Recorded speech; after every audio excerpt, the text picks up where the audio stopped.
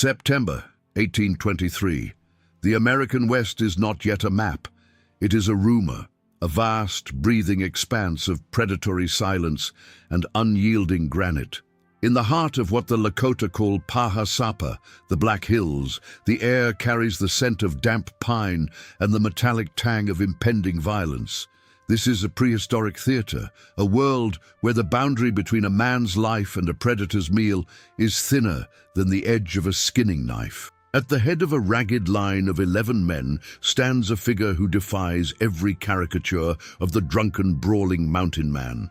Jedediah Smith is only 24 years old, yet he carries the gravity of an Old Testament prophet. He is the knight in Buckskin, a man who refuses to swear, refuses to drink, and never travels without a worn copy of the Holy Bible tucked against his ribs. But on this crisp autumn afternoon, neither his fervent faith nor his .50 caliber Hawken rifle will prepare him for the sheer kinetic fury of the American frontier. It happened in the span of a single breath. Historical records from this era, most notably the journals of James Clyman, a man who saw the world through the cold eyes of a surveyor, describe the encounter with a terrifying clinical clarity. A massive grizzly, Ursus arctos horribilis, burst from a dense thicket of plum bushes. To understand the gravity of this moment, we must look at the forgotten biological reality of the 1820s. This was not the modern grizzly, marginalized to the high peaks of Yellowstone and conditioned to avoid the scent of man. In 1823, the grizzly was the undisputed king of the plains. They were larger, more aggressive, and possessed a territorial ferocity that viewed humans as nothing more than slow-moving intruders. When this bear saw Jedediah Smith, it didn't see a threat, it saw an affront to its sovereignty. The bear did not just attack, it dominated. With a single bone-crushing swipe, the grizzly pinned Smith to the earth.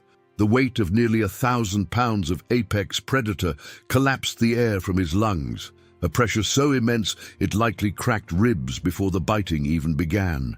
In the chaotic swirl of fur and blood, the animal's jaws unhinged, snapping shut over Smith's head with the mechanical inevitability of a steel trap. The grizzly's teeth sank deep into Smith's scalp. The serrated edges tore through the dermis, the muscle and the fascia, catching on the white curvature of the skull itself. With a violent, predatory wrench of its neck, the bear began to literally peel the skin from Smith's head. His left ear was sliced nearly off, left dangling by a single pulsing ribbon of flesh. Blood, hot, thick and metallic, gushed over his eyes, blinding him in a red veil of his own essence. This is the crucial threshold. For most men, this would be the end of the narrative. The nervous system, overwhelmed by the sheer volume of pain signals, would typically trigger a state of shock, a biological surrender.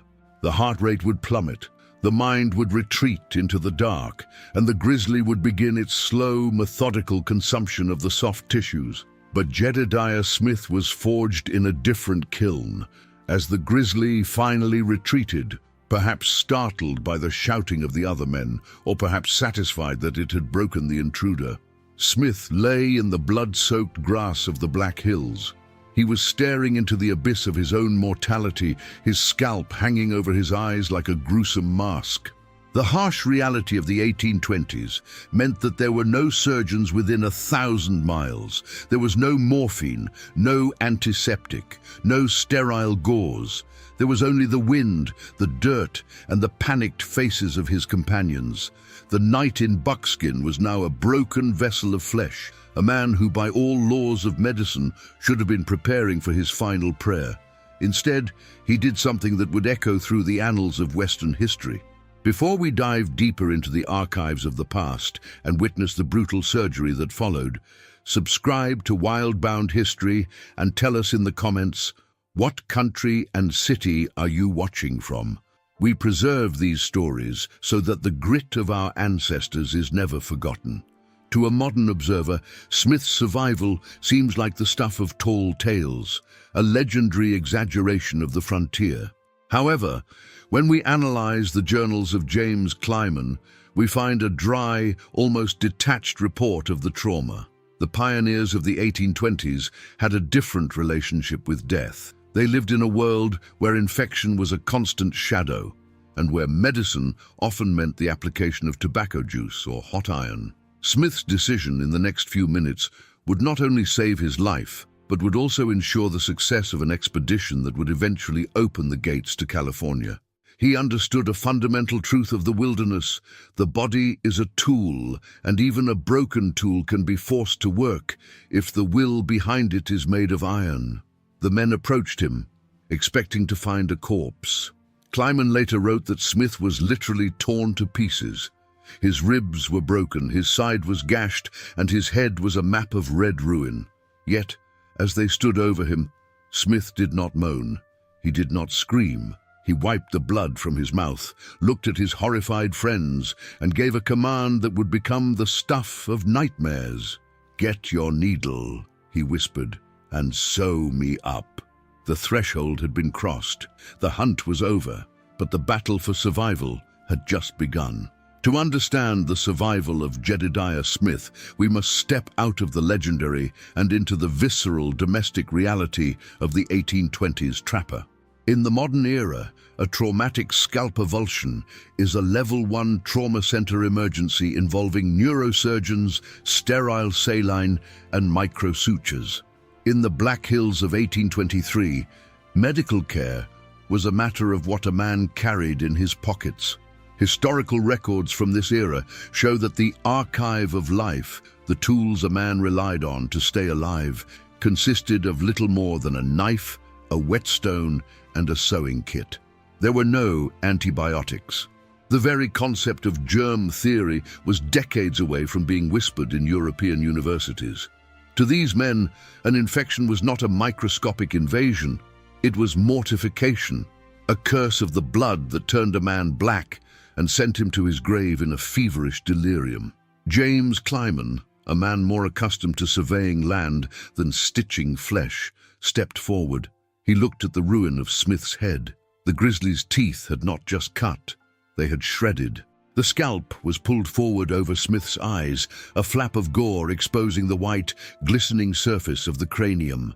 One ear hung by a single thin tendon of skin, nearly severed from the temple. "I can't do it, Jed," Kleiman reportedly whispered, his hands shaking.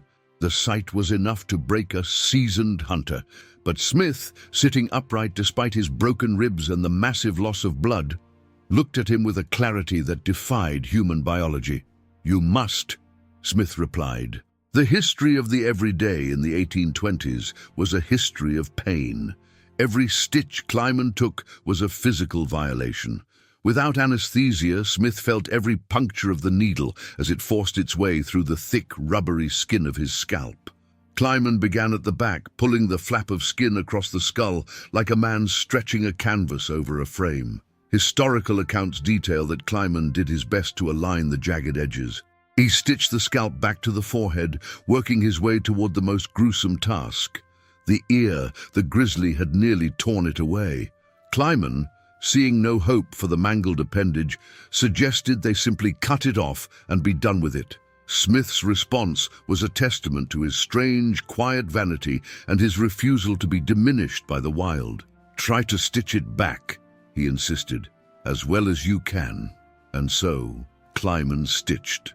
He ran the needle through the cartilage of the ear and into the skin of the head, essentially pinning the ear back into place with the same technique one would use to repair a saddle.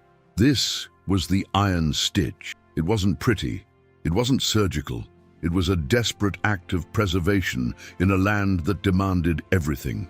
To understand this moment, we must look at the forgotten customs of the mountain men. These were men who lived in a state of constant physical decay. Their clothes were rotted with beaver grease and wood smoke. Their bodies were mapped with scars from thorns, frostbite, and previous skirmishes. They viewed their bodies not as temples, but as equipment. If equipment broke, you fixed it with what you had. Once the stitching was complete, there were no bandages. They likely used a piece of filthy linen, or simply let the blood clot and harden into a natural scab, a frontier cast. To prevent the mortification they so feared, they might have applied a poultice of chewed tobacco or perhaps a wash of whatever high-proof alcohol remained in their flasks. The harsh reality of the 1820s meant that the ordeal should have been followed by weeks of bed rest. But the Black Hills do not offer beds. They offer wolves, hostile terrain, and the constant threat of the unknown. Within hours of having his head sewn back together, Jedediah Smith was back on his feet. He didn't ask for a litter. He didn't ask to be carried. He mounted his horse, his head wrapped in a bloody cloth, and gave the order to move out. The expedition had to continue. The South Pass was waiting, and the map of the West had a hole in it that only he could fill. This moment marks a shift in the psychology of the American pioneer. It is the transition from surviving the land to conquering the self. Smith's refusal to stop is a data point in the study of human resilience. We often wonder how the West was won. It was won through the terrifying ability of men like Smith to compartmentalize agony and prioritize the mission over the meat of their own bodies. As they moved deeper into the wilderness, Smith's wounds began the slow, agonizing process of knitting together.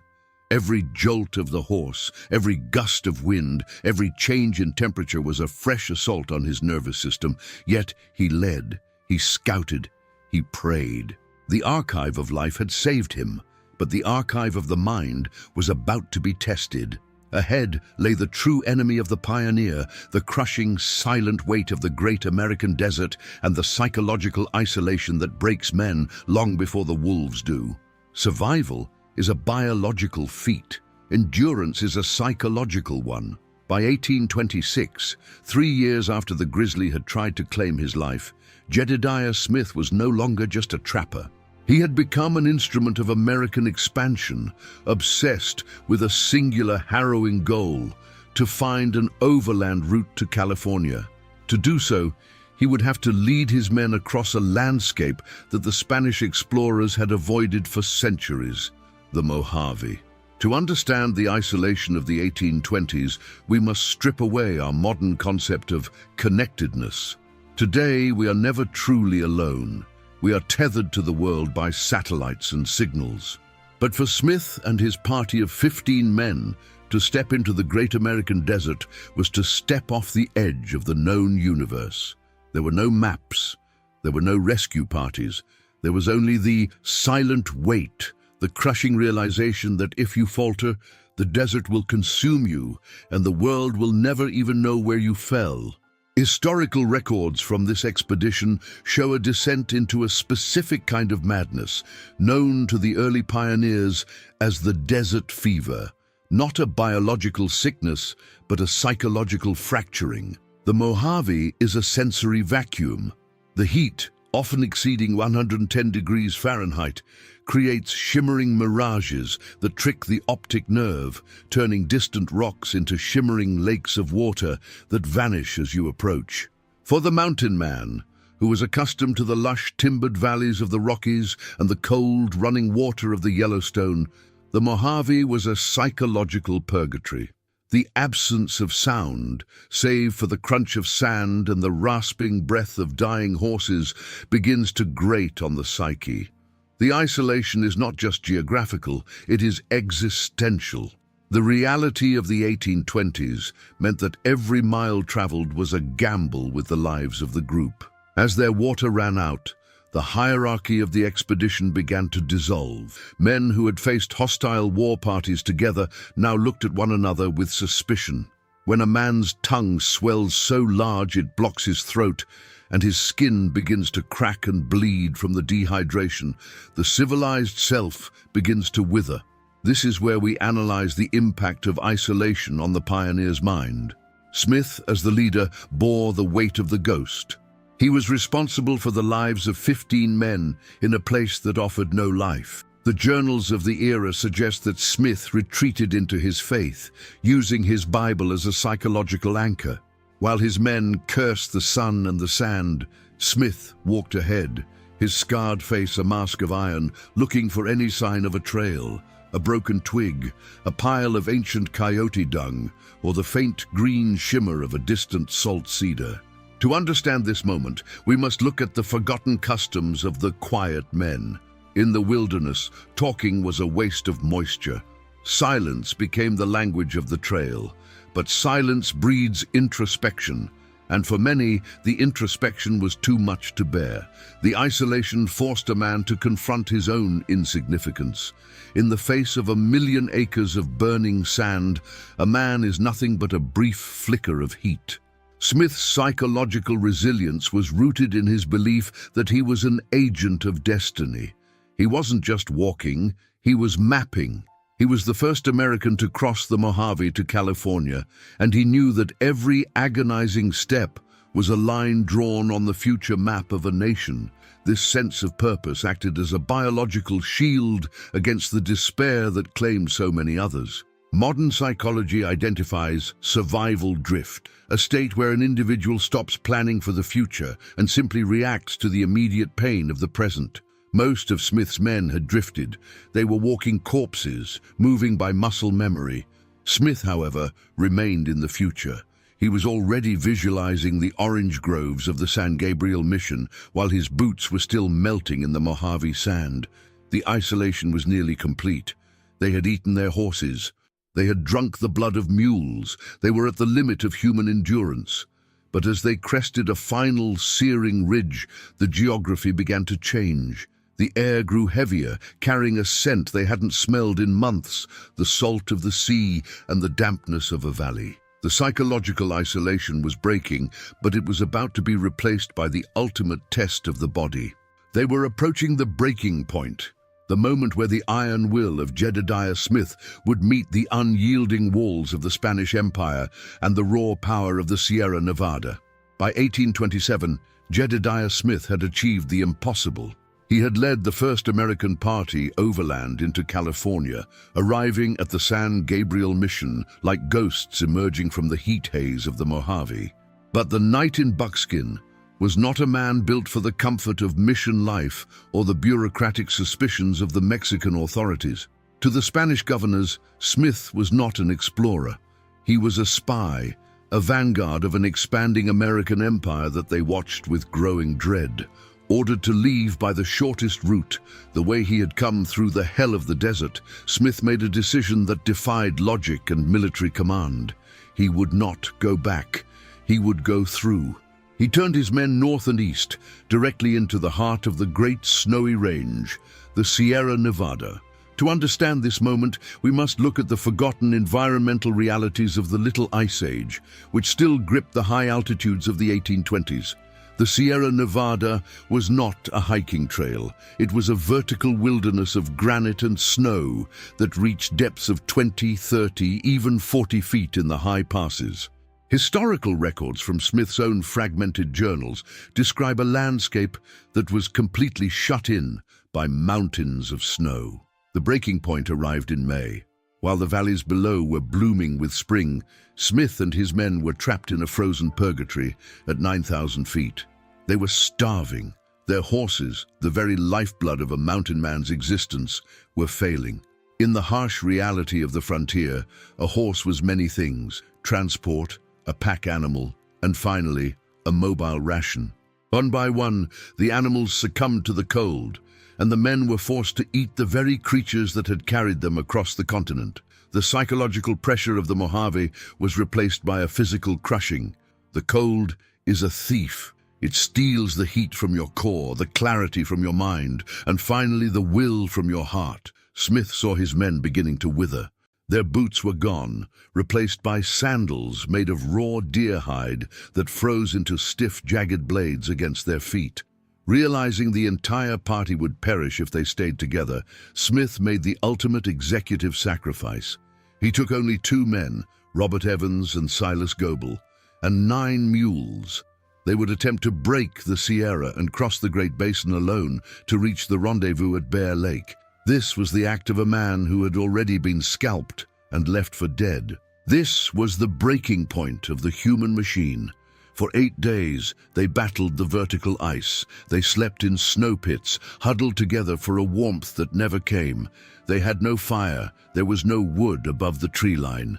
They ate raw, frozen mule meat, the blood staining their beards as they chewed just to keep their internal furnaces flickering. Historical analysis of their route suggests they crossed near Ebbets Pass. a feat that modern mountaineers with Gore-Tex and GPS regard with genuine awe. On the 8th day, they broke through. They stood on the eastern crest and looked out over the Great Basin, but there was no celebration.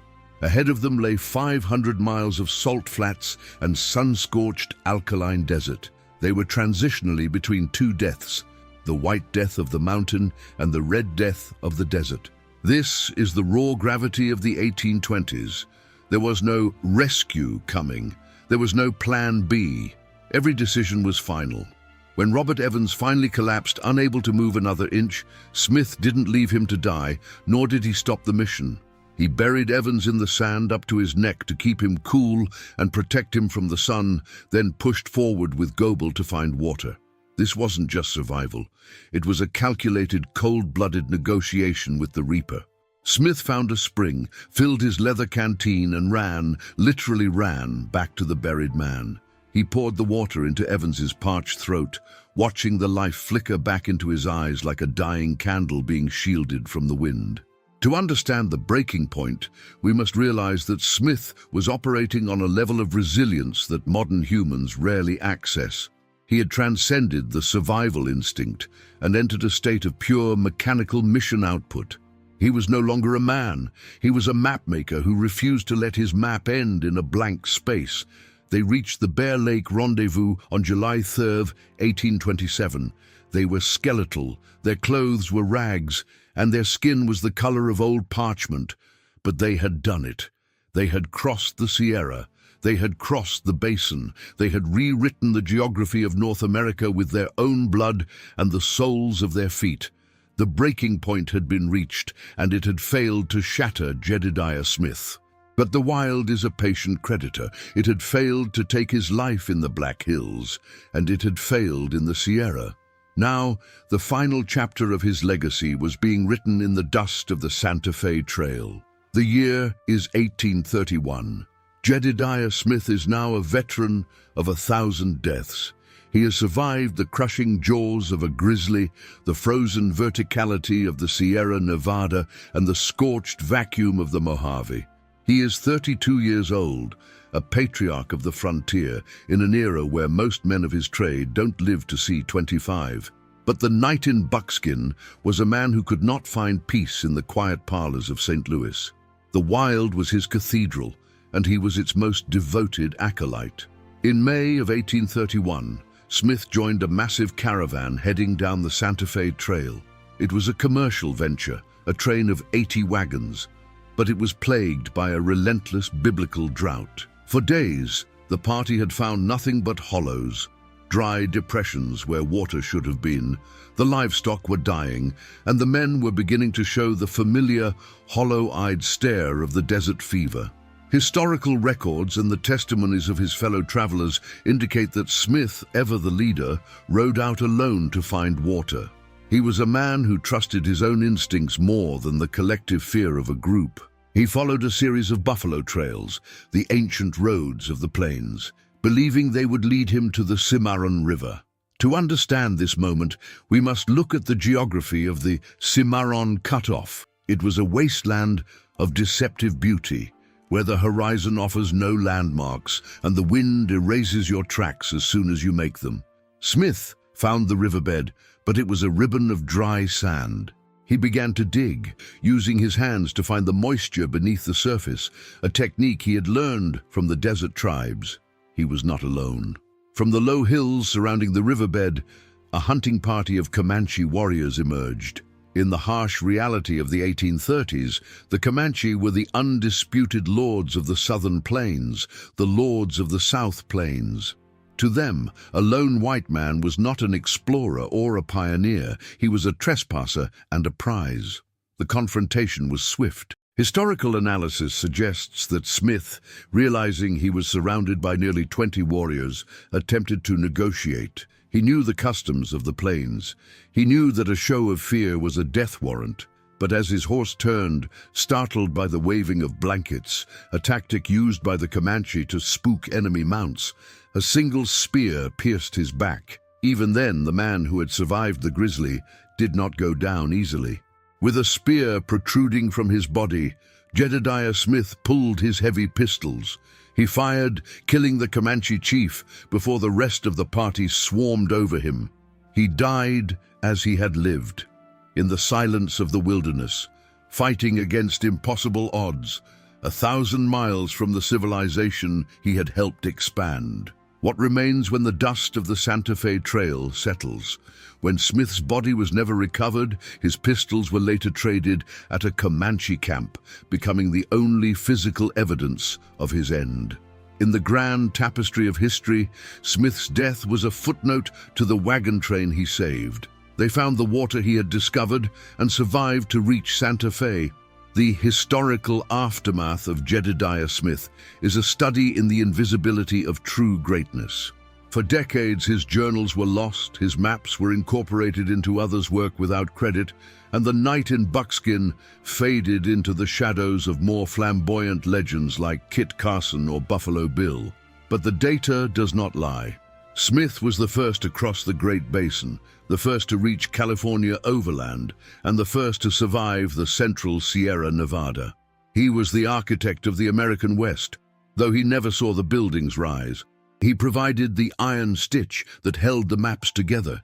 His sacrifice was not just in his death, but in the relentless, painful miles he logged while his own scalp was still healing. He was the bridge between the unknown and the known, a man who traded his physical safety for the geographic enlightenment of a nation. History has a way of smoothing over the jagged edges of the past. We look at a map of the United States today and see a finished masterpiece, a seamless expanse from sea to shining sea. But that seamlessness is an illusion.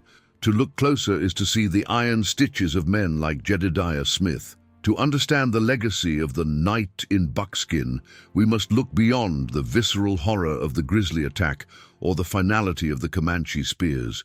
We must look at the resilience of the human spirit when it is stripped of everything but its own will. Smith was a man who lived his life in the in-between, the space between the known world and the void. What does Jedediah Smith teach us in the 21st century? In an age of instant gratification and digital comfort, his story serves as a profound documentary proof of the long endurance.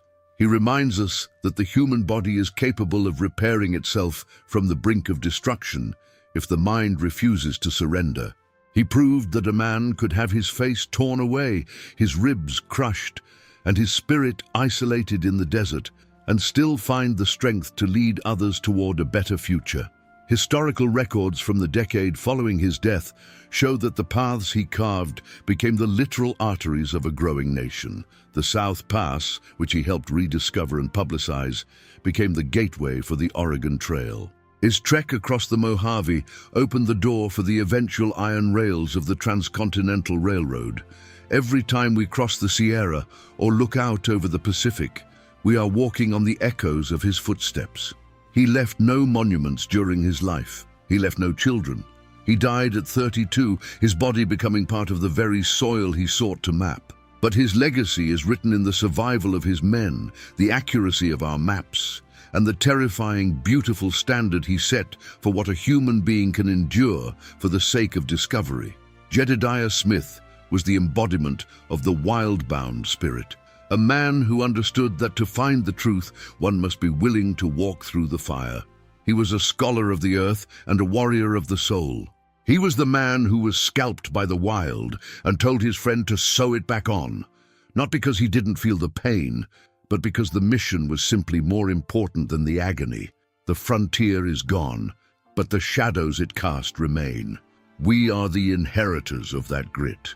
We are the keepers of those stories. Thank you for exploring the untamed past with us at Wildbound History. If you believe these stories of resilience must never be forgotten, hit the like button and subscribe for our next historical journey. Tell us in the comments, what is the most courageous story from your own family's history? Until next time, stay wild.